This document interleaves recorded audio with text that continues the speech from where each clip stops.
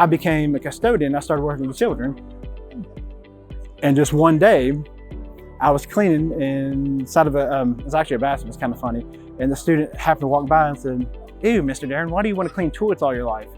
And it was that spark. I said, "I don't. I like being around you guys." He just kind of shrugged it off and walked away. He said, "All right, cool." But then I stopped everything and went straight to my principal. And I said, "Do you think somebody my age could actually do this and go back to school?"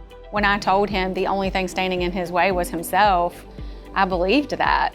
And those words stuck to me. Today, all of those emotions just like hit in, and it's just, you're walking across that stage, and even though it feels like it's the last step, no, it's actually the first step for me. Shortly after he started, he had the dream of becoming a teacher. So he would come in and do little things. I taught kindergarten at the time, and he would come in with his little ukulele and engage with the students. And so from the very beginning, students have always loved him.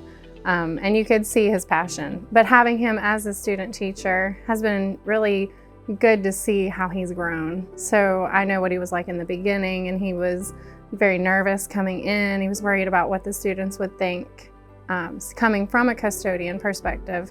And initially they all were like, "Well, it's Mr. Darren." And I'm like, "Well, in here, he's gonna be Mr. Goodwin. He's a teacher just like me." And so the shift was really unique to watch. And I believe that it's not too late to go back, and what an excellent role model for our students, that it's never too late.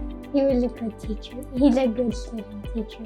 Yep. He does lots of activities. He's very encouraging. He helps us when we're having trouble, if we don't understand. It kind of makes me happy that he wanted to teach us to learn how to get successful. I'm an official teacher now. I'm out here trying to do my best for the students. And they were my inspiration from day one. And I do want to be the inspiration for them too. So that really is my message for them. I want them to not give up on their dreams. I want them to keep doing their best. And if they can see that in me, then I think I've done my job for them. I want to be the role model for them as they go forward.